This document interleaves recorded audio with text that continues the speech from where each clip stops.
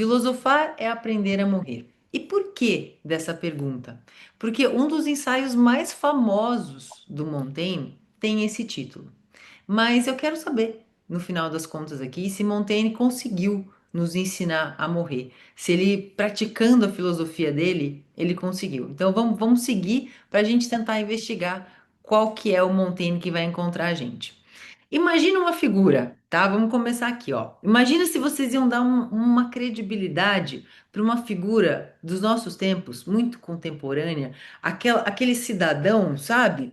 Que vive em um apartamento todo de design industrial, todo moderno, que tem acesso ao melhor conhecimento disponível, que é uma pessoa que não tem nenhum cargo, que veio de uma família que não tinha nenhum cargo relevante na sociedade, mas conseguiu muitas riquezas, muitas riquezas. Riqueza ao ponto de comprar o seu título na sociedade. Eles ficaram tão ricos que aí veio esse menino aqui. Veio esse pequeno menino aqui, que eu falo que seria o Gerald dos nossos tempos. Aquele cara que só estuda no MIT, só no MIT, né? Que sempre está nos melhores lugares, com as melhores pessoas, rodeado de erudição. Pensa que esse menino não foi nem educado em português, tá? Ele não foi nem educado em português porque o pai proibiu, porque falou que o melhor conhecimento que ele teria seria no inglês. Esse seria o caso dos nossos tempos. É um menino que todo mundo na casa dele hoje falaria com ele em inglês. Só em inglês, porque afinal de contas ele tem que ser um ser global, ele tem que estar no hype possível. É um menino que acorda com música, mas não é música de radinho, não. É o músico pago que está lá para acordá-lo da forma mais sublime. Vocês dariam crédito, será, para uma pessoa dessa nos nossos dias? Talvez não. E se eu disser, só vamos trocar toda essa narrativa? Em vez do inglês, é o latim. E foi exatamente que foi essa figura de Montaigne.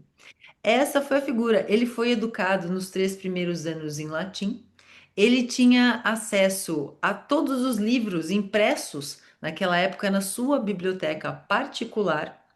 Ele veio de uma família que comprou o seu título de nobreza. Então, o pai dele acumulou todas as riquezas e comprou o título de nobreza. Esse título de nobreza veio acompanhado de uma grande propriedade. Na verdade, ele comprou uma grande propriedade e com ela vem o título. Então, o Montaigne, esse é o Michel de Montaigne, ele é por causa da propriedade deles.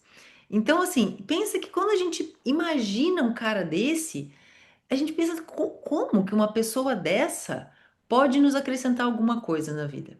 E aos 37 anos, Montaigne deixou toda a sua vida social. Aqui a gente vai fazer um panorama geral da vida do Montaigne. A ideia não é se aprofundar muito, mas é ter uma ideia de com quem a gente está conversando, com quem que a gente vai dialogar aqui, que é Montaigne. Então, ele foi por causa do status adquirido, né, financeiramente pela família dele, ele foi ocupando lugares sociais de muita relevância, inclusive como que a gente teria hoje algo similar como prefeito de Bordeaux. Então, assim, ele tinha cargos jurídicos muito importantes, e aos 37 anos ele largou tudo. Ele largou tudo, foi para a torre da propriedade dele, numa torre particular onde era a biblioteca dele, que ele adequou toda essa torre para ele passar a maior parte do tempo. E ele escreveu então essa maravilha que eu tenho aqui para vocês, ó. Tá vendo? É um livrinho, um petit livrinho, cheio de marcações, cheio de rabiscos, porque é isso que a gente faz com Montaigne. São 1000 páginas. É uma obra única de Montaigne, onde ele faz então os seus ensaios. O que que são os ensaios de Montaigne? É, por que que a gente tem o estilo de escrita hoje de ensaios por causa do Montaigne? Porque ele ensaia o pensamento. é uma narrativa em primeira pessoa. A gente pode objetar o seguinte, mas Montaigne não é o primeiro a escrever em primeira pessoa, e evidentemente que não é. Tá? A gente tem a citar, por exemplo, vocês já devem ter passado ali com Marco Aurélio, né? O estoico Marco Aurélio, imperador, nas suas meditações, onde é uma escrita absolutamente em primeira pessoa. O pessoal que é da ESDL aqui já deve ter tá mais por dentro da filosofia estoica ali, bem estrito senso mesmo, mas quem já não ouviu falar, né? Das meditações de Marco Aurélio. É uma narrativa em primeira pessoa. Outro exemplo que a gente pode citar, Santo Agostinho, também nas suas confissões, é uma narrativa também em primeira pessoa. Qual é a diferença então de Montaigne? O que que Montaigne trouxe no século XVI que esses pensadores muito anteriores não tenham trazido ainda? E eu afirmo que é o seguinte para vocês: é a cosmologia. Um dos aspectos que a gente tem que pensar. O que que é a cosmologia nesse caso? É a teoria, logia, né, lógica, a teoria do universo. É uma teoria do cosmos, a teoria de que existe algo que organiza tudo. Por exemplo, em Marco Aurélio, a gente tem o cosmos como algo organizado, como algo que tem tudo, tem um motivo para ser. E ele se coloca numa posição bastante firme. E é sempre uma linha narrativa muito firme para tentar se relacionar com essa visão de mundo que ele tem. E isso que é a cosmologia que eu quero dizer aqui, essa visão do todo. Santo Agostinho, por exemplo, quando ele também escreve em primeira pessoa, ele escreve ali com uma visão de mundo onde se coloca a entidade Deus. E toda a narrativa dele em primeira pessoa é direcionada para o encontro dele com Deus. Então, tanto em Marco Aurélio quanto em Santo Agostinho, que são narrativas em primeira pessoa, eles têm uma consistência bastante evidente, tem um objetivo, não é uma pessoa que fica. Eles apresentam conceitos, eles apresentam uma coerência narrativa muito diferente de Montaigne. Marco Aurélio e Santo Agostinho estão tentando entender o mundo, tentando se entender no mundo. Montaigne não. Montaigne só fala de si.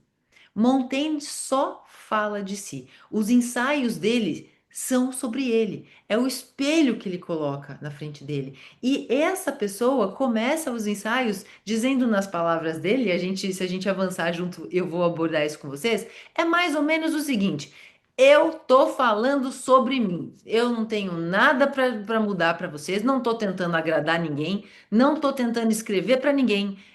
É a mim que eu me pinto. É isso que ele diz. É a mim que eu estou me desenhando. Eu não tô nem aí para o que você vai pensar. Isso quer dizer o quê? Ele fala, no máximo, é para depois que eu me for, para os meus parentes terem algum contato comigo. Mas também eu não tô ligando muito. Eu, enquanto estou discorrendo sobre mim, eu estou discorrendo sobre a humanidade, sobre a forma mais genuína de humanidade, que é essa introspecção, de olhar para si mesmo. O Montaigne, ele se coloca como um vetor essencial para perceber o mundo. Então não é como se o mundo viesse trazer algo, é como ele interpreta o mundo, como ele se relaciona com o mundo. E isso dá conta de uma se a gente for comparar Marco Aurélio com Santo Agostinho e com ele, seria até uma incoerência, porque ele vai, volta, se contradiz, ele diz uma coisa, depois diz algo totalmente diferente no final dos ensaios. Ele vai acompanhando essa vida dele, a partir dos 37 anos até o final da vida dele. Os ensaios é uma obra inacabada. Então, assim, ele vai até o final da vida dele. Ele vai acrescentando textos. Nas quatro versões que a gente tem dos ensaios, tem versões que ele rabiscou a mão depois de publicar. Ele pegou, escreveu de novo. Então, todas essas publicações, todas essas. Ele vai e volta. Então, ele diz que ele pensa, traduzindo do francês, é assaltos e balanços, assim, assaltos e brincadeiras. É assim que ele filosofa, é assim que ele coloca, e é por isso que ele dialoga tão diretamente com a gente hoje. E a gente vai passar por alguns temas que Montaigne fala. Pensa que ensaio, já na essência da palavra, o que significa? É um ensaio, não é a versão definitiva. É essa abertura para se conhecer e se perceber num todo. E sobre o que falam os ensaios, então? Se, por exemplo, em Marco Aurélio a gente tem essa coisa mais firme do posicionamento e tal, o encontro com Deus no Santo Agostinho, sobre o que fala o Montaigne, então? Aí eu fiz aqui, ó, um básico do que fala, essas 1000 páginas aqui. Ele fala sobre tudo isso. Ele fala sobre a vida humana. Ele é um retrato da humanidade. Ele diz que cada indivíduo carrega a condição inteira da humanidade. Porque para Montaigne não existe um conceito abstrato de humanidade. Isso não é humanidade para ele. Humanidade é tudo o que a gente é, singularmente. É o nosso jeito de compreensão de mundo. Então, ó, tudo isso aqui tá nessas 1000 páginas aqui. Todos esses assuntos. E eu falo que Montaigne, por essa visão de humildade intelectual, de se permitir relatar as suas contradições, as suas fraquezas. E tem algumas coisas que ele fala pra gente que é muito pessoal. Ele fala do cabelo dele, que é meio ralo, ele fala até das partes íntimas dele, que não é grande coisa assim, fala da sua altura. É uma conversa muito íntima. E por essa abertura dele de se perceber frágil, pequeno, tanto no sentido físico mesmo, como no sentido intelectual, eu falo que é uma filosofia que nos traz muita lucidez. Para a gente ver claramente, para a gente avançar no conhecimento, a gente precisa ter clareza sobre quem nós somos, sobre quem nós queremos ser e sobre como a gente se percebe no mundo. Então, todos esses temas a gente encontra. E tem muito mais, tenho certeza disso. Aqui eu sempre comento com alguns pensadores Montaigne. E no nosso curso também, depois eu vou mencionar quem são os pensadores majoritariamente franceses que dialogam com Montaigne. E para quem me acompanha um pouquinho sabe também do meu amor pelo André Comte Sponville, que é um grande montaignano, um grande estudioso de Montaigne. Inclusive tem um trabalho que eu pretendo abordar dele que ele relaciona o epicurismo de Montaigne com o trajeto que Montaigne fez para chegar nas fases do epicurismo dele. O Sponville diz que Montaigne o curou.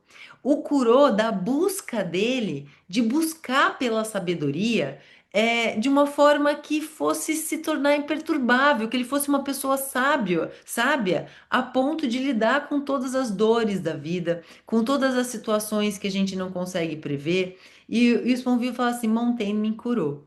Montaigne com certeza me curou dessa pretensão minha, tão humana, de alcançar a sabedoria. Isso é maravilhoso, né? E que é uma citação do Sponville. Aproximei-me da sabedoria graças a Montaigne, ao deixar de acreditar nela. Ele fala pra gente que o Montaigne é uma sabedoria de segunda linha. É uma sabedoria para quem não é sábio e, no limite, nem pretende ser porque sabe que não vai conseguir.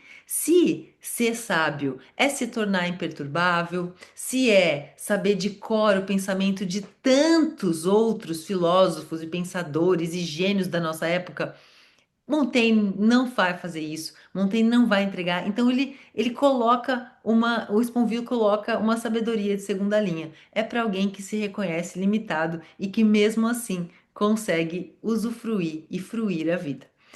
Maravilhoso, né, gente? Enfim, para falar um pouquinho aqui, a gente vai começar a entrar em Montaigne propriamente dito, nessa visão panorâmica, tá? A gente infelizmente não vai ter tempo de se aprofundar tanto assim, mas eu quero ir ao máximo dar essa visão geral para vocês de quem é Montaigne. E assim, os nossos comentadores aqui são diversos. A gente tem a maioria deles dividindo Montaigne em três fases muito evidentes, que são dos ensaios. Os ensaios são compostos por três livros. Três livros, mas é um só, tá, gente? Ele é assim, ó. Ele chama de três livros, seriam três grandes capítulos, que dentro deles tem ensaios, às vezes de 2 páginas, e tem alguns super extensos de mais de 100 páginas. Então, Montaigne você consegue ler, pegar qualquer um e ler agora. Estou aqui esperando alguma coisa e consegue ler, como alguns que você precisa de mais tempo. Mas nesses três livros, eles dividem as fases de Montaigne em um Montaigne mais estoico, com posicionamento mais estoico, é onde se encontra, inclusive, o ensaio Filosofar e Aprender a Morrer. Depois uma fase um pouco mais cética, ali no ensaio preciso do Apologia a Raymond Sebon, que ele questiona ali a ciência, o conhecimento humano, os limites do conhecimento humano. Ele critica muito os costumes e como essa pretensão humana de conhecer o universo de uma forma tão precisa se coloca. Então é a fase que é conhecida mais como Montaigne cético, e no final dele um epicurismo muito particular. É um epicurismo tardio ali que se distancia um pouco do epicurismo estrito sensu que a gente tem. E a gente vai falar um pouquinho dele, tá? Mas essas são as três grandes fases do Montaigne. Que Poucos isso estudos que significa? voltou. Eu acho que tem alguém com o microfone aberto. Gente, se puder fechar, por gentileza, vou ativar o mudo aqui, tá?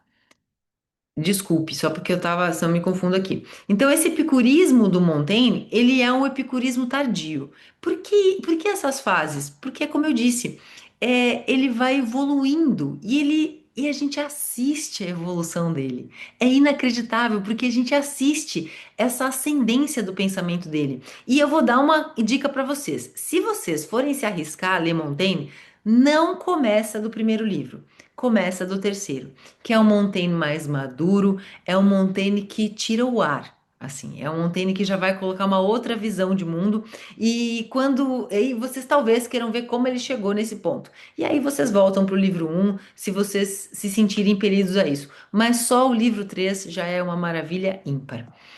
Continuando aqui, o que que Montaigne vai falar para a gente, né? A gente vê muito isso nos nossos tempos, né? Aqui é uma imagem bem dos nossos tempos. Vejam o LinkedIn, por exemplo, que agora, né, tá uma efusão de mentes brilhantes de lá que tá incrível. Então sempre tem lá, segundo o filósofo, segundo aquilo, como diria, sempre tem uma assinatura que não é original, não é legítima. São pessoas que comentam outras ideias sem comentar suas próprias, não desenvolvendo o seu próprio pensamento. E isso Montaigne traz para a gente de uma forma muito contundente. Ele fala: nós temos muitos comentadores, a gente tem excesso de comentadores e uma pobreza de autores. E uma escassez de autores. A gente vive se comentando. E se isso é ser filósofo, eu não sou filósofo. Primeiro, porque se é para ser imperturbável, um ser sereno, eu não sou. Eu não sou por quê? Porque se eu tô passando frio, fome, o meu juízo já é afetado. A gente inclusive tem, né, uma experiência que ficou famosa de decisões de juízes que com mais fome atribuíam sentenças mais severas a um mesmo caso, né? Então, assim, a gente teve isso. E Montaigne fala assim: eu resfriado, eu com dor aqui, dor ali, com frio, com calor, isso afeta o meu juízo, afeta o meu jeito de pensar. Eu não sou imperturbável. Se ser filósofo é saber lidar com tudo isso, como se as ideias prevalecessem sobre as sensações, eu não sou filósofo. E se ser filósofo é complexificar o pensamento, é erigir o pensamento, trazendo um monte de outros pensamentos e fazendo ali uma pilha e comentando isso, também não sou eu. Então eu não sou filósofo. Isso é uma coisa muito polêmica, porque Montaigne, nos ensaios, ele diz: eu não sou filósofo. Por isso que muitos estudiosos de Montaigne não, né? Muitos filósofos não aceitam Montaigne como filósofo. Porque ele fala assim, mas o cara mesmo disse que ele não é filósofo, e vocês querem teimar que o cara é filósofo? Ele falou assim: é claro que ele é, porque ele está com as ideias originais ali.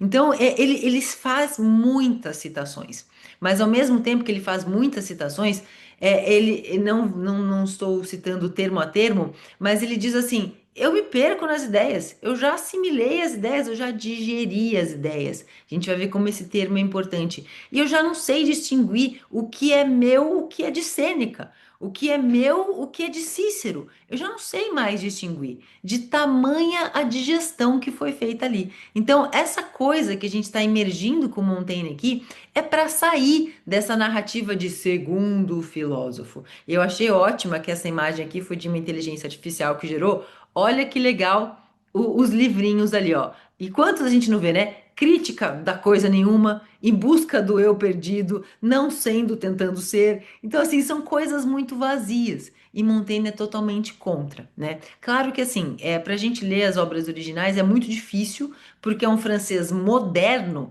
mas é um francês moderno do século XVI. Então, é super difícil. Inclusive, algumas traduções que eu vou dar para vocês no curso, eu fiz algumas traduções e peguei alguns comentadores para traduzir para o português a melhor palavra, porque é super difícil, gente. Não é uma coisa fácil de fazer. Mas a versão em português, depois eu vou indicar qual é, tá muito boa para vocês seguirem, tá? Então vamos seguir aqui para a gente conhecer um pouquinho mais desse gênio. Aqui, ó, a excesso de comentadores, mais escassez de autores. É uma citação de Montaigne. Eu não coloquei o ensaio aqui, eu não me lembro de cabeça, mas está lá nos ensaios também. E aqui então a gente vai começar a entender então. Olha como ele se vê, olha como Montaigne se vê. Se falo de mim de diferentes maneiras, é porque me observo de diferentes maneiras. Eu não pinto o ser, eu pinto a passagem. Isso quer dizer o quê? Não existe uma essência humana. E isso é corroborado por muitos filósofos depois dele, inclusive, para quem lembra da aula de Spinoza. Não existe uma essência humana. Não existe algo estável o suficiente a que eu possa acessar. Não, eu sou passagem. Eu sou passagem. Eu sou isso, aquilo. Eu sou o que eles saem desse pedestal de quem pode se conhecer a ponto de se descrever e, né, e baixa a bolinha. Isso que Montaigne nos ensina de uma forma primorosa e deliciosa. Um pouquinho, bem en passant aqui do contexto histórico de Montaigne, porque Montaigne vai bater em tudo que ele vê na frente dele, no sentido de tentar entender por que que aquilo é compreendido, visto por ele daquela forma, como aquilo o constrói. Então, o contexto histórico do Montaigne ali do século XVI é um momento de humanismo, de renascimento. O que que acontece, né? É um momento onde as obras dos antigos estavam sendo reavivadas ali, né? Estavam sendo traduzidas para o latim.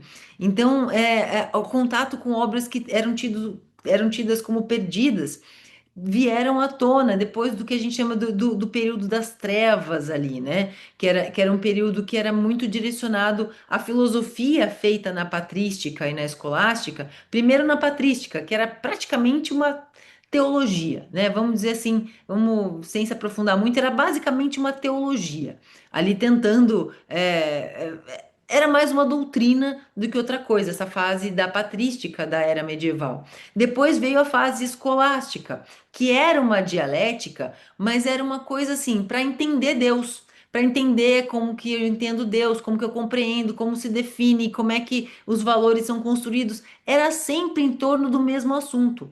E aí chega Montaigne. E aí chega Montaigne, que começa a falar de si, começa a olhar para tudo isso de uma forma muito crítica. Então a gente vai entender essa fase do humanismo, então, é uma coisa que primeiro ela restitui o local do ser humano, das ideias que são de fora, né, do contexto cristão, embora as use em favor do contexto cristão. Então, assim, tem ali um resgate desses pensamentos importantes, mas antes de Montaigne era tudo meio, né? Montaigne veio para colocar esse humanismo diferente. Esse humanismo de Montaigne não é esse humanismo que coloca o ser humano num pedestal, como se nossa racionalidade fosse grandes coisas assim. Não, não é. O Montaigne fala grandes coisas essa racionalidade, grandes coisas. A gente vai ver como é que ele contesta isso, tá? Então ele é outro humanismo, é o humanismo que reconhece a pequenez do ser humano, os limites de ser humano. Montaigne coloca realmente um outro patamar, tá? Então, é um momento aqui, passando rapidinho, da reforma protestante, das guerras de religião, da descoberta do novo mundo. Então, isso que tem? Tem um colapso da unidade moral, tanto da unidade ali religiosa, né, que ditavam os valores sociais, como também a introdução de novos povos com outros costumes que eram considerados bárbaros, e a gente vai ver como é que isso acontece. Num contexto onde tudo, o contexto europeu ali era sempre o superior. A gente dita o mundo. E aí, quando traz essa nova percepção, vai, opa, algo de errado não está certo aqui.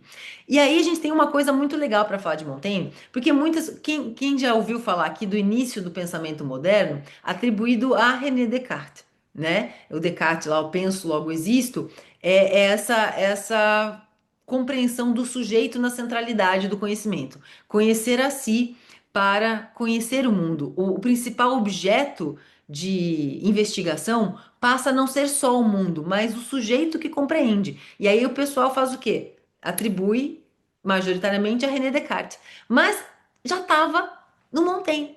Já estava no Montaigne. Então, muita gente bate o pé e falar que o início da modernidade, a semente da modernidade, não está nada em Descartes, não. Está em Montaigne. Está em Montaigne, por causa dessa visão sobre o sujeito singular.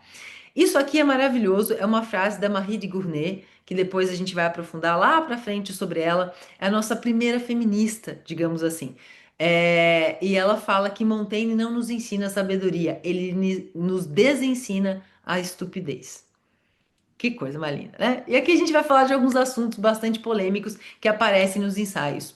Tem uns ensaios, tem um ensaio que chama Dos Canibais, inclusive leva o nome dos canibais, que é uma narrativa do Montaigne que discorre sobre uma empreitada francesa que teve aqui no Brasil, porque como o contexto francês era de guerras extremas, né? A gente tem lá a Noite de São Bartolomeu, que foi uma chacina, né? Então muitas coisas que se justificavam pela religião, Montaigne vai se contrapor frontalmente nesse ensaio dos canibais. Então foi uma iniciativa francesa para tentar colocar uma colônia de franceses aqui no Brasil para ver se ia funcionar para tirar um pouco, para restabelecer um novo país que lá estava acabado por causa dessas guerras constantes que estavam tendo.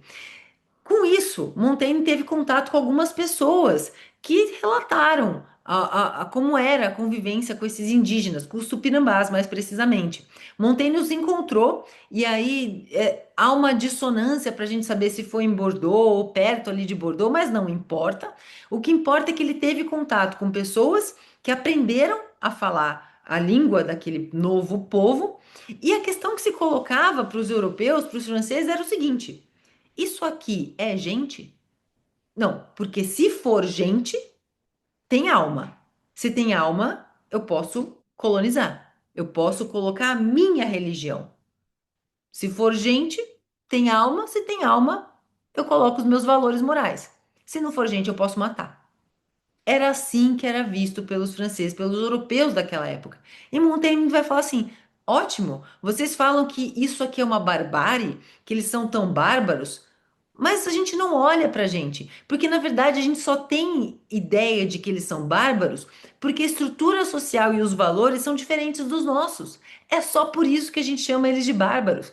Mas bárbaro é o que a gente está fazendo. E o que a gente está fazendo? Queimando a garganta aqui das pessoas por irem contra os valores cristãos, matando essas pessoas em praça pública, torturando. O que que é isso? Porque eles comem as pessoas, né? Os tupinambás eram canibais. Então, isso era tido como bárbaro, como absurdo pelos franceses ali daquele momento. E Montaigne fala assim: ah, eles são tão bárbaros, olha o que a gente faz. Porque o que acontece? A prática canibal, que é a prática canibal, a gente tem a externa, que a gente fala, e a interna. A externa é uma exceção, quando eles fazem por vingança, por alguma coisa, porque não há outro meio. Mas a prática canibal, o que que é? É a internalização e a perpetuação das virtudes de pessoas que são relevantes naquela sociedade. Eles acreditam que ingerindo, eles internalizam também as virtudes. Por exemplo, ingerindo o coração é a virtude da benevolência, do amor. Cada órgão, cada parte do corpo que é ingerido, com todo um ritual de muito respeito, é a noção de internalizar também essas características que esse povo tanto admira. E se a gente for parar para pensar, olha só, o que que os europeus e nós fazemos com os nossos mortos? Enterra. Enterra. Enterra, apodrece, fica ali com os vermes comem. O Montaigne fala: que valor que é esse? Eles estão ali com os vermes. A gente dá pra. Prática estranha também, né? A gente não tem o menor respeito. A gente diz que respeita, mas olha o que a gente faz.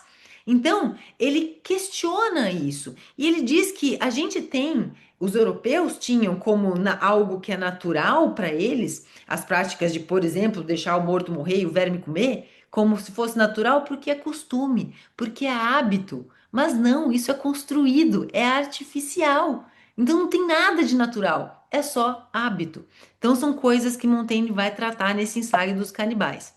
Outra perspectiva que ele traz muito sensível, que é também questionar a superioridade humana. Olha lá o humanismo de Montaigne como é muito diferente do conceito stricto sensu ali que a gente tem de humanismo. Sobre os animais. Ele diz, a gente diz que a nossa racionalidade é tão superior, mas nós nos sabemos mortais.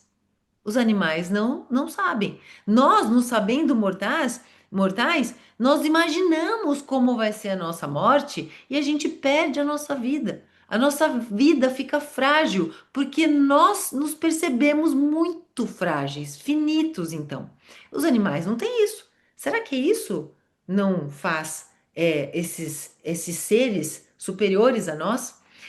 O Michel Onfray, né, também é um francês, ele diz que o Montaigne traz uma noção de é, especismo, né? Tem o racismo, que a gente tem ali a igualdade da raça, e aqui a tradução seria mais ou menos o especismo, assim, que é o que diz que nós somos iguais aos animais, só há uma diferença de grau na racionalidade. É uma racionalidade mais complexa, mas de tudo é igual. Ele fala assim: olha como os animais são superiores a nós, eles não têm crueldade. O único animal que mata por vingança, por crueldade, quando não está com fome, somos nós, para escravizar. Os animais não escravizam. Entende? Eles vivem conforme a natureza. Os impulsos que podem ser vistos pela gente como cruéis é o impulso de comer, de matar a fome. Acabou, cessou a fome, não tem mais morte. Não tem nada disso. É uma forma natural de organização. Então Montaigne baixa a bolinha de nós, seres humanos, dessa forma. Calma aí, galera, vamos com calma aí.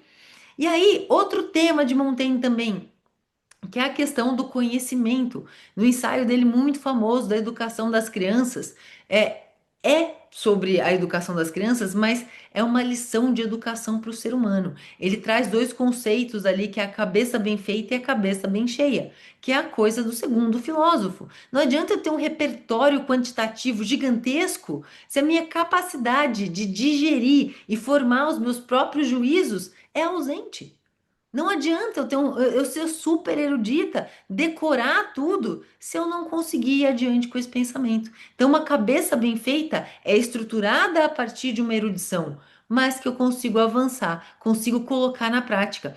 Na prática, Montaigne diz assim: o conhecimento é na prática, não está nos livros. Nesse ensaio ele fala: não, a filosofia não é de livro, a filosofia é para a vida. A gente aprende as coisas vivendo, não é só lendo. Então é isso que é a cabeça bem feita, é você viver e conseguir viver melhor. Ele diz que se a filosofia não servir para viver melhor, não é filosofia. A filosofia não serve para nada. Um monte de conceitos não faz uma vida melhor. Incrível, né, gente? É apaixonante. Outra coisa que ele diz também, que ele aborda muito, são sobre as leis. E ele embate muito, né, a questão dos hábitos. Ele vai dizer pra gente, isso aqui é uma frase que é difícil da gente, é difícil da gente ler, né? É difícil de compreender. Ele vai dizer assim: as leis mantêm seu crédito não por serem justas, mas porque são leis. Esse é o fundamento místico de sua autoridade. O que isso quer dizer? O estatuto da lei, as leis ditam os comportamentos porque elas trazem uma organização. É aqui que a gente encontra um certo conservadorismo atribuído a Montaigne. Porque ele diz, e é uma constatação, não é uma moralidade, é uma constatação. Ele diz: o ser humano não vive no caos. O ser humano não consegue viver no caos. naturalmente ele vai se organizando. E quando ele vai se organizando pelos hábitos, pelas estruturas sociais, isso se cristalizam nas leis. E a gente respeita as leis porque ela tem uma função prática, não é porque elas são justas. As leis não são necessariamente justas, elas só controlam o caos. O conceito de justiça para Montaigne é algo inalcançável. O que a gente tenta é ser menos injusto através das leis. Polêmico e até meio indigesto, né? Mas isso também é uma coisa que a gente tem que perder mais tempo. Mas isso é muito bacana porque faz a gente pensar justamente no critério para o estabelecimento das leis na visão de Montaigne.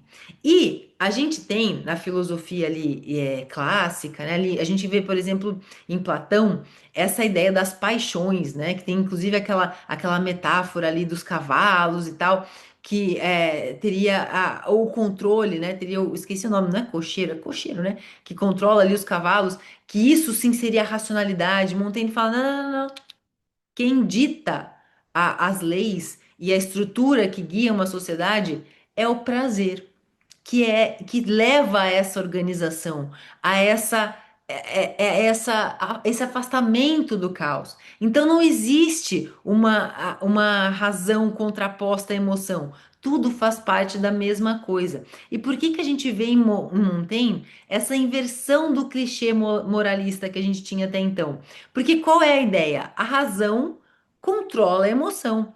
A razão impõe normas para a gente se emocionar melhor, para a gente entender, para a gente se colocar melhor na vida, se emocionar no sentido de sofrer menos, no sentido de ser mais feliz. E definitivamente Montaigne diz que é o contrário, que é a partir de entender o que a gente sente, que a gente vai criar uma estrutura normativa para se relacionar com as coisas. Olha um precursor de Spinoza aqui, para quem recebeu o texto lá que eu mandei daquele jornalista francês, a gente vê aqui uma pontinha de Spinoza, que é justamente isso. É entender por que que a gente sente o que a gente sente, para aí sim criar as estruturas normativas. Porque Montaigne diz uma coisa: se a gente tem um movimento contrário da racionalidade se impondo à emoção antes de perceber a emoção, é pura imaginação. É uma coisa que a gente imagina coisas para explicar as coisas que a gente tem evidência, a gente nega a evidência. A emoção é a evidência. Então é por isso que a moralidade em Montaigne parte do prazer, parte de se relacionar de forma a perseverar, usando uma terminologia espinosista, perseverar na nossa existência a partir do corpo. Se não tem corpo, não tem razão. É isso que Montaigne inverte. Tem um papel do prazer muito importante ali. Outra coisa, e quando a gente fala de prazer, é inevitável a gente não falar de amor. E aí, quando a gente vai falar de amor em Montaigne, é uma coisa muito gostosa, uma coisa maravilhosa de se falar. E aí ele fala o seguinte: Montaigne, quando vai falar do amor, ele tem uma visão de que o amor verdadeiro é um encontro de almas. E esse encontro de almas ele só teve com o melhor amigo, que é o Laboissy, que ele dedicou um ensaio que é de tirar o fôlego, que chama da amizade. É o ensaio mais lindo de amor assim da filosofia, é esse ensaio da amizade, que ao perder o seu melhor amigo, ele dedicou esse ensaio. Na verdade, a gente tem um outro ensaio que chama do divertimento, que ele fala sobre a questão da diversão, como a diversão se coloca quando a gente sente a dor e tudo mais. E quando a gente começa a ler, a gente vê que quando Montaigne perdeu o Laboissy, que era então o grande amor da vida dele, ele se isolou na torre dele para escrever os seus ensaios. Então, os ensaios de Montaigne são um diálogo que ele não pôde ter com Laboissy a partir dali. Então, assim, é uma conversa mesmo que ele tem.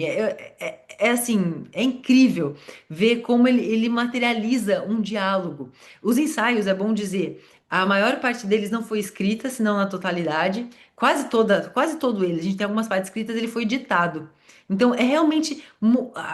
Os estudiosos de Montaigne falam assim: olha, isso muda a coisa, porque é diferente você escrever de você dialogar. Então, tinha uma serva dele ali que escrevia o que ele estava ditando. Mas enfim, fechado parênteses, é esse diálogo com o melhor amigo, que ele diz que foi o único verdadeiro amor da vida dele. Porque quando tem o amor para Montaigne, é o encontro de almas.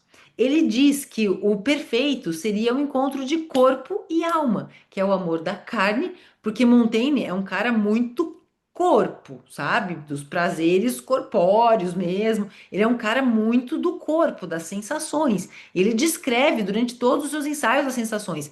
Desde a queda dele de um cavalo, ele descreve muito assim, ó. Né? A doença dele que ele tem, que se não me engano é no rim. Então, todos os mal-estares, nossa, plural de mal-estar fugiu aqui, mas enfim, todo o mal-estar que ele tinha decorrência de todas as coisas que ele sentia de ruim no corpo. Então, ele é um pensador do corpo. E ele é um pensador que vai tratar da sexualidade de uma forma muito explícita ali também, sabe? Então, só que ele diz que esse é o amor para a mulher, que ele tem com mulher. Com o amigo dele, ele teve o amor verdadeiro. Por que que ele não teve isso com uma mulher, que seria o ideal, o encontro de corpo e alma? A gente tem várias possibilidades no estudo de Montaigne. Primeiro, que na época de Montaigne, no século XVI, evidente que as mulheres estavam em outro lugar social. Elas não tinham acesso ao conhecimento como os homens tinham. E isso era impossível o Montaigne ter uma amizade com essa troca intelectual, que para ele esse é o encontro de almas, essa troca em um nível intelectual superior. Ele não poderia ter com uma mulher. Primeiro por causa disso, isso é uma possibilidade. Outra que fala, Montaigne é homossexual? Olha, não parece, gente. Não parece, porque ele fala bastante de mulher e fala mesmo assim, tá? Então, não parece. O que também não faria diferença, né? Mas ele não teve. E aí tem uma coisa muito legal que o Sponville fala assim: aqui eu me distancio de Montaigne. E eu quero dizer isso para vocês porque é esse diálogo com Montaigne. Vocês muitas vezes não vão concordar, vão discordar, vão querer brigar com Montaigne. Principalmente nas coisas que ele fala de mulher, por exemplo. Ele diz que o casamento ideal é a junção de uma mulher cega e um marido surdo, entendeu? Ele diz isso. Então, ele fala que esse é o casamento ideal. Ele fala assim: é casar com a sua amante. Eu vou tentar usar eufemismos aqui. É casar com a sua amante, né? Com alguém que você tem relações, é fazer caca no balde e andar com isso na cabeça o resto da vida. Ele fala que é isso. Então a gente vai brigar muitas vezes com o Montaigne ali, mas ao mesmo tempo que ele fala outras coisas das mulheres, ele é um precursor do feminismo. Por quê? Porque nesse tempo ele se coloca como se não existe diferença entre homens e mulheres. Não existe nenhuma. A diferença é de estatuto social. Só. Você percebe que existe ali um germe do feminismo. Tanto isso é verdade que a Marie de Gournay, quando leu os ensaios, que é a nossa primeira feminista ali, que fez os primeiros ensaios sobre o feminismo, quando leu os ensaios, chamou Montaigne para casa dela, para conversar com ele, para falar assim, ele realmente nos desensina a estupidez.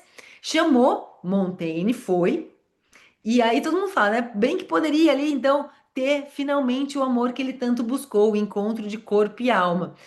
Só que Montaigne já estava meia bomba ali, né? Ele mesmo fala, já tô velho, já tô, não dou mais, não tem mais como. E ele chama então a Marie de Gournay de enteada, mas ela reconhece nele ensinamentos importantíssimos para então propagar os seus valores relacionados às mulheres, ao feminismo. Ela diz que Montaigne foi um grande é, tanto é que ela foi editora da quarta versão dos ensaios. Tamanho o respeito que tinha. Então, assim, Montaigne não era machista. Ele só refletia valores dos tempos dele. O que é muito complicado nessa sociedade de mimimi que a gente tem, que descontextualiza, deixa anacrônico o pensador. Pensa no contexto que ele estava, um contexto extremamente machista. Naquele contexto, ele é um feminista. Entende? E isso aqui é muito legal, que mostra, eu trouxe para vocês só verem a título de curiosidade que qual é o movimento do Montaigne? O pensamento sempre em movimento. Essa frase, que é uma das mais famosas para ele se referir ao La Boétie, ao amor ao La Boétie, foi escrita em três tempos. Olha só, se me perguntam por que eu o amava, não sei responder. É a versão, a primeira edição dos ensaios, em 1580. Depois encontraram no manuscrito em uma cor de tinta, a não ser dizendo porque era ele. Olha quanto tempo depois, 8 anos. Depois, mais um tempão, ele acrescentou, porque era eu. Então, a famosa frase de Montaigne demorou aqui, ó, 15 anos quase para ser escrita. Olha que incrível. Essa é o legal do pensamento do Montaigne, essa vida que não tem essa estabilidade, esse compromisso com versões definitivas. E é isso que eu quero propor para a gente daqui para frente. E olha que legal que ele fala pra gente. Por que ele tenta fazer todo esse pensamento em movimento? Ele diz o seguinte: não podendo regular os acontecimentos, regulo-me a mim mesmo. Submeto-me a eles, porque não os posso submeter a mim. Olha a humildade de que eu não posso fazer grandes coisas. Dentro do que eu posso, o que é que eu vou fazer? É aquela velha, eu não posso tudo. Mentira! Esse negócio de, vou querer é poder. Não, não é. Mas dentro do que você pode, o que que você quer? Qual vai ser a sua autonomia de pegar a tua vida na unha? É isso que Montaigne traz pra gente, um amor à vida. Olha que lindo quando ele fala em relação à morte. A morte e o epicurismo tardio de Montaigne começa a aparecer no livro 3 ali já. O gosto da vida não pode oferecer-nos real atrativo se a tememos perder. O que que isso quer dizer? A gente não pode usufruir da vida, a gente não pode estar presente na vida se a gente fica o tempo todo pensando na morte, o tempo todo com medo de perder a vida, o tempo todo restringindo a vida por um futuro que a gente não sabe se vai alcançar. E aqui é o Montaigne se contradizendo ao primeiro livro, que ele dizia lá o tempo todo. Não, a gente tem que pensar na morte o tempo todo. Uma visão muito estoica, né? Tem ali, pense na morte noite e dia, e você vai ter o bem ali, um bem divino, em meio aos seres humanos comuns. Montaigne fala assim: legal, nessa fase da vida dele, legal, linda essa ideia de que eu vou ser imperturbável, só não funciona, porque a vida é muito frágil e fácil a ser perturbada. A morte, olha aí. E nessa fase do epicurismo tardio de Montaigne, ele não é aquele epicurismo, por que que ele é diferente daquele que a gente tem original do Epicuro? Que eu não vou dar uma imersão aqui muito grande, mas tem aquele cálculo hedonista, que grosso modo, digamos, pondere dores e prazeres, escolhe ali o que causa mais prazer, traz menos dor e escolhe a tua vida. É um cálculo hedonista ali, né? Quanto de prazer e dor cada decisão vai tomar. E no limite é cessar as dores. O epicurismo, em primeira instância, é cessar as dores. Montaigne fala, nessa fase da vida, ele fala: não, eu já tô velho. Eu não tenho mais muito tempo. Quer saber? Eu vou me permitir os excessos, sim. Então, os excessos das sensações do corpo, o Montaigne mais velho toca o rebu, gente. Ele fala: não, eu tenho pouco tempo.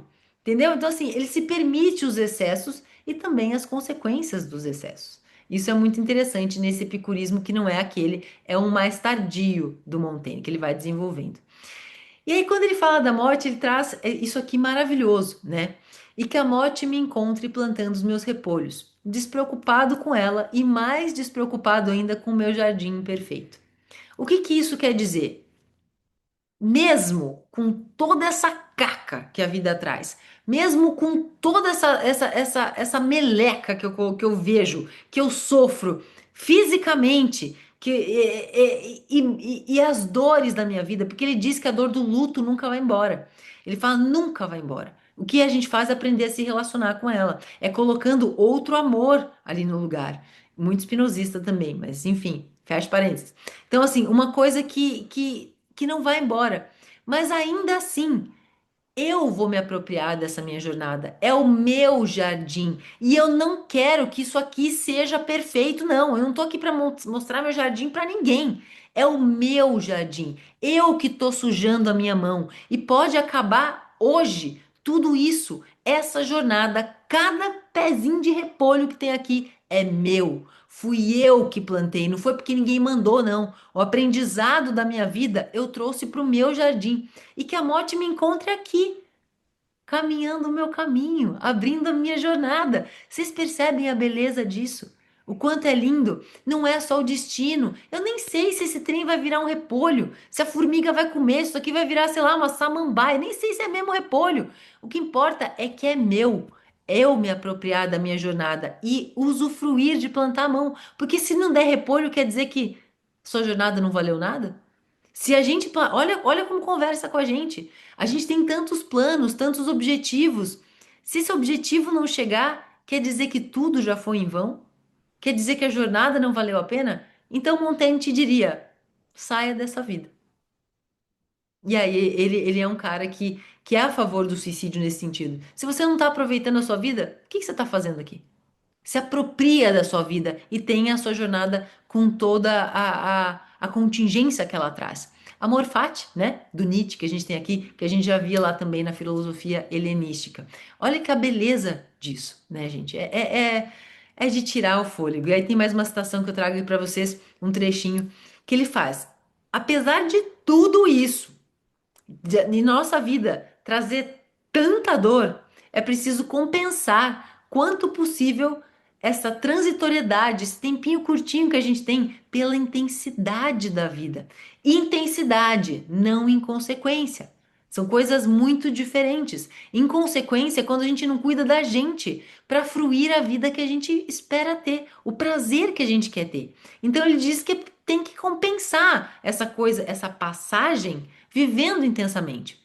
Na medida em que diminui o tempo de que ainda disponho, isso aqui já está no último ensaio dele, aplico-me em fazer que a posse seja mais profunda e completa.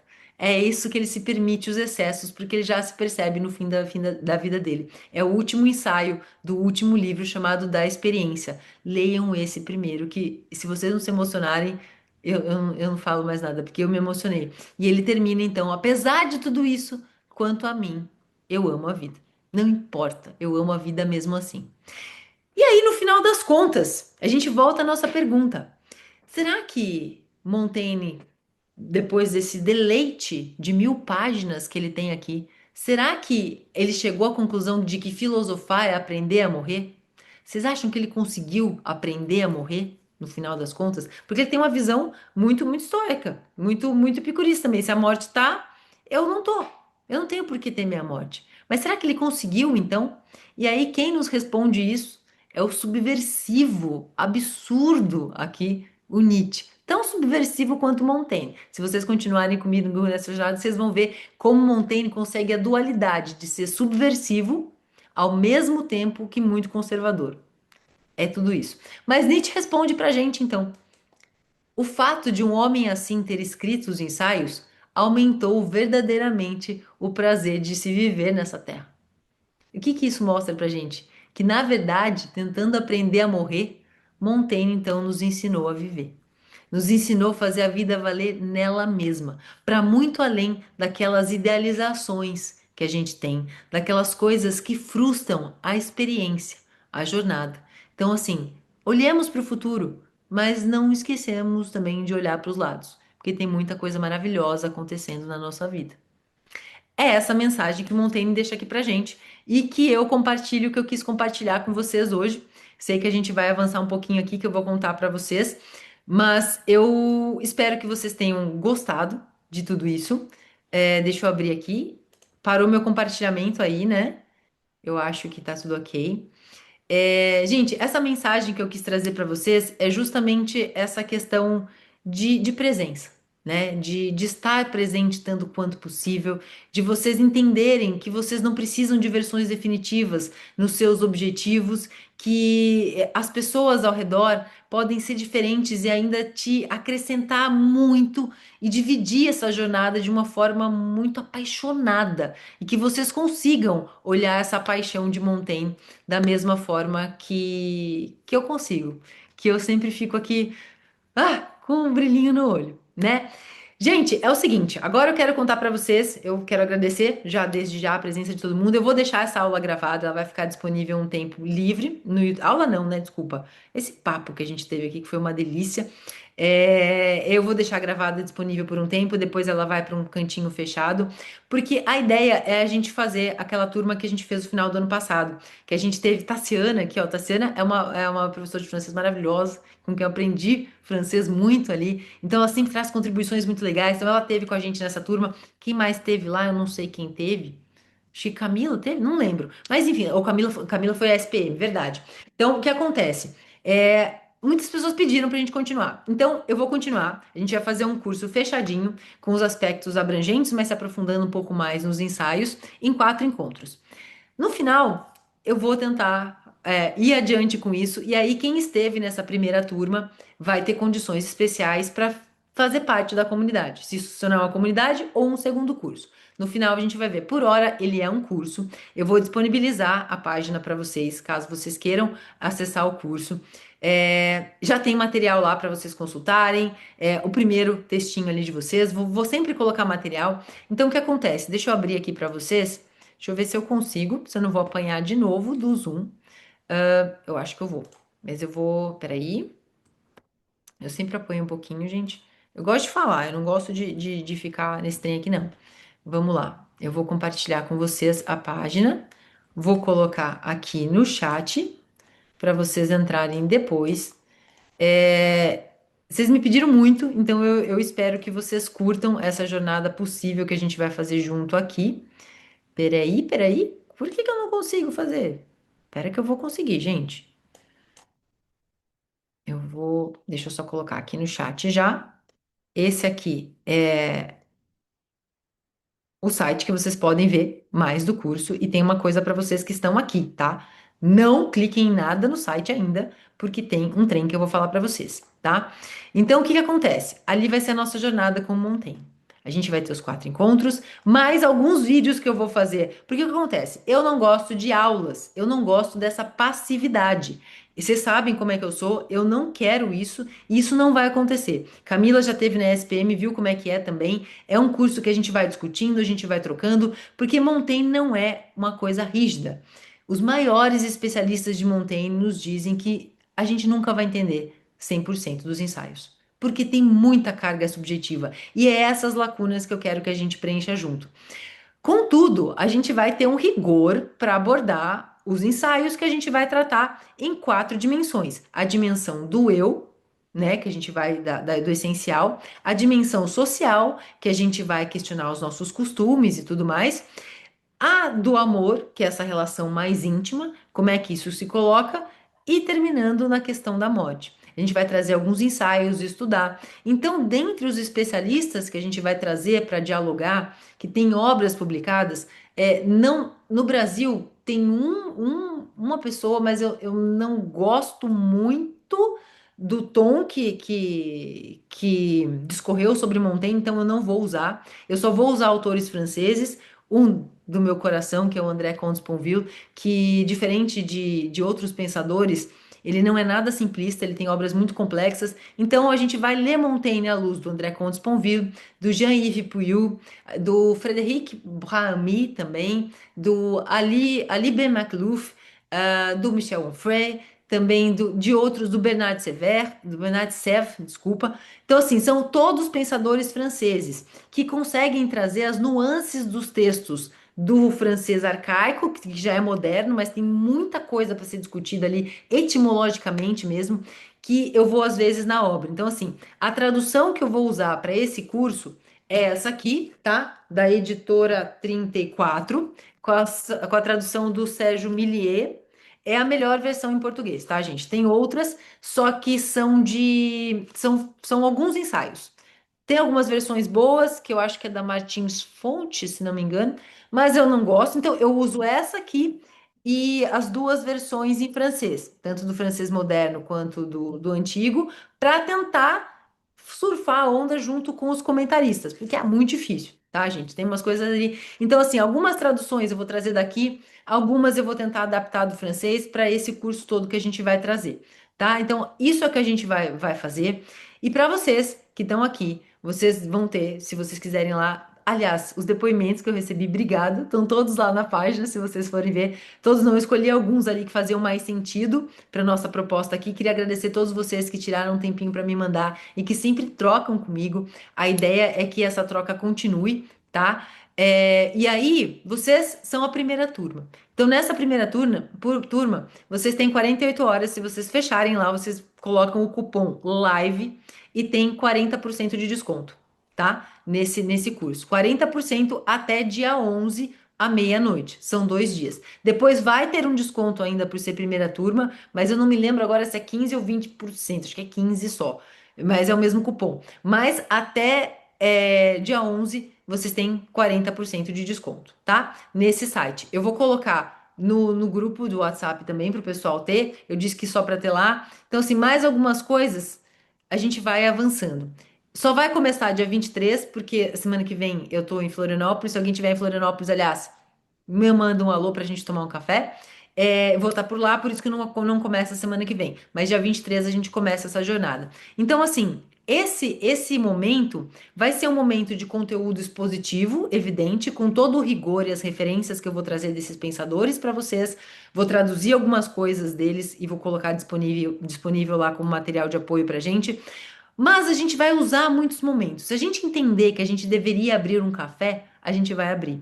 Vai ter a nossa aba de discussões lá. Então, assim, mais do que um momento expositivo, eu quero que vocês se reúnam para pensar livremente. Que isso aqui não vai valer absolutamente nada se a gente não conseguir ser montaniano, né? É pensar por nós mesmos. Então, assim, vamos entender Montaigne? Sim, sim. O que que é isso dele que é subversivo? O que que é conservador?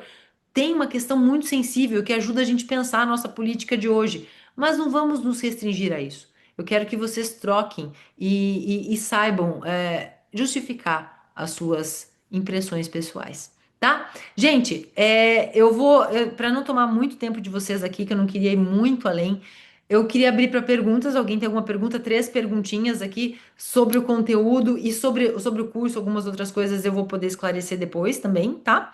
Mas vocês têm sobre o Montaigne, sobre alguma coisa, só botar aqui no chat, ou melhor ainda, abram a câmera, abram o áudio e falem comigo, tá? Fiquem super à vontade. Então, alguém quer só levantar a mão para eu não perder ninguém? Alguém? Ou estão todos tranquilos? A Eu, Patrícia que levantou a mão. Patrícia, seja muito bem-vinda. obrigada. A primeira vez que eu estou participando, Que descobri honra. você no Instagram e não conhecia nada sobre Montaigne. Estou gostando muito, né? Gostei muito da live. E eu queria saber sobre o conteúdo do curso, sobre quando vai ser assim a periodicidade, né? Se vai Uhum. ser aulas ao vivo, a duração. Sempre. Sempre, vou contar para você. Então, as aulas vão ser todas as terças-feiras, às 7h30. Normalmente demora 1h30, mais ou menos, cada aula, mas não será uma aula.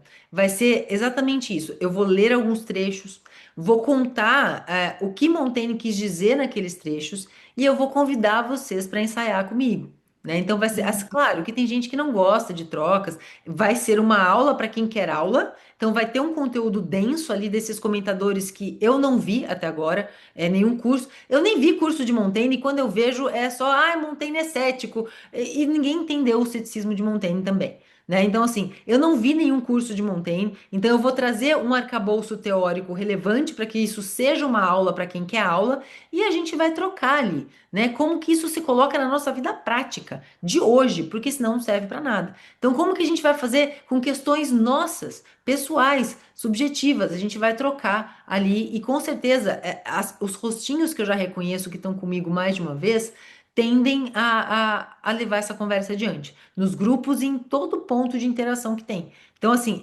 é um ensaio. Então, assim, qual que é o valor desse curso? Comentadores que a gente não tem em lugar nenhum, eu realmente não vi, e essa troca.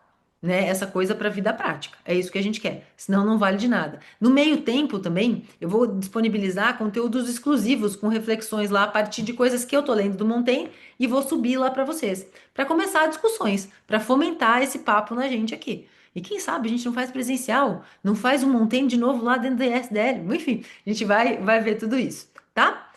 Olha lá, tá vendo? Ah, Vai e ser muito qual a legal. duração do total, você sabe? São 4 Ah, encontros, quase todas as 4 encontros, terças. você falou. Isso, vai dar um mês, tá? A princípio. E aí, se a gente for levar adiante para se aprofundar num clube de leitura do Montaigne, a gente. E é aí que vocês vão me trazer a perspectiva. Falar, vamos continuar? A gente faz uma nova rodada e vocês vão ter uma condição muito especial, a primeira turma, né? Então, vocês nem de longe vão ter a mesma via de entrada. Então, é isso que a gente tem. Tá Uhum. certo? Ah, tá respondido. Porque eu estou fugindo de aulas gravadas. Não tem aula gravada. Vai ficar gravado. Claro, Não, vai ficar sim, gravado, né? Mas sim, mas assim, assim, todos os cursos que eu vi são aulas gravadas. sim, Isso me deixa muito frustrada. Por sim, isso que eu estava procurando um perfeito. formato ou ao vivo ou presencial, né? Justamente para ter essa troca. Perfeito, Patrícia. Então é isso. Eu não gosto de dar aula gravada. Eu nem sei, pra ser sincera. Tanto é que slide pra mim é um trem super difícil. Possivelmente eu vou abrir com vocês aqui e vou rabiscar alguma coisa, porque é mais fácil pra mim. Depois eu vou disponibilizar os nossos materiais disponíveis. Eu vou disponibilizar muitos materiais ao longo do curso. E muitos deles a gente vai tratar em aula e depois eu vou disponibilizar pra vocês, sabe? Trazendo essas questões com diálogo com a nossa contemporaneidade. Então, assim, vai ser um lugar de armazenamento que vocês podem ver, rever o conteúdo, rever a parte expositiva, acessar materiais escritos, mas isso aqui eu não abro mão, tá? Os nossos encontros ao vivo eu não vou abrir mão, porque é isso aqui que vai, isso é Montaigne, tá, gente? Isso aqui que é Montaigne. A gente criar esse amor. É esse amor que a gente está fazendo, esse encontro de almas que a gente está tendo aqui. O de corpo é cada um com a sua, mas o de alma a gente vai ter aqui, tá bom? Tá bom, obrigada. Imagina. Mais alguma pergunta, gente? Em relação ao pensador, em relação a alguma coisa que vocês queiram comentar da fala, tudo certo? Bom, então é isso. Pessoal, bom, eu tô lá no WhatsApp, eu olho várias vezes por dia. Se vocês entrarem agora, entrarem no curso já, vocês vão já abram o primeiro módulo ali, que além das boas-vindas já tem um primeiro texto contando um pouquinho de Montaigne, para a gente começar. Então, assim, a primeira aula ao vivo vai ser dia 23 às 19h30. Eu espero encontrar alguns de vocês lá. E só lembra, se for adquirir o curso com 40% de desconto até dia 11 à meia-noite, tá? Qualquer problema que tenham, porque isso aqui é uma coisa que me pediram e eu tô colocando aqui, eu tô colocando, tô fazendo, vem direto comigo, tá? É direto comigo que vocês tratam, não tem equipe, não tem. Essa turma é intencionalmente pequena, ó, para ter essa troca. Eu não vou passar muito de um número porque eu não vou conseguir dar conta é um tom de mentoria. Para quem sabe, assim, eu dou muita mentoria, muito mais do que curso. Então, essa parte vai ser num tom de ensaios, né? Um tom de mentoria e de ensaios. Então, assim, eu não vou conseguir deixar todo mundo falar se a turma for grande. Então, ela é intencionalmente pequenininha. Tá bom? Fechou, galera? Mais uma vez, obrigada pelo tempo de vocês e estou à disposição para o que precisarem. Eu espero ver uns rostinhos em breve aí. Tá bom? Um Foi beijo, ótimo gente. mais uma vez. Obrigada, Ah, eu Flávia. não olhei o chat, gente. Desculpa, deixa eu ver se tem algum trem aqui. Peraí. Isso não decepciona, não. Eu tenho um compromisso que me obriga. Ah, o Edu saiu. Vi mesmo, Edu. O Edu que me chamou de velha pessoalmente, mas tudo bem. Bem lembra o seu Edu, tá? Ah, só colocar aqui o cupom, gente. É só live, tá? Assim mesmo, ó. É o cupom de 40%. Assim, coloquei aqui. Certo? Tá cupom, mas eu escrevi errado, mas é cupom, tá, gente? Cupom. É só colocar a live lá. Qualquer problema, vocês me chamam, tá bom? Obrigada, Gente, um Flávia. grande beijo. Boa noite. Boa noite. Boa noite. Obrigado, Tchau, Flávio. tchau, pessoal. Tchau, tchau. Tchau. Tchau, tchau.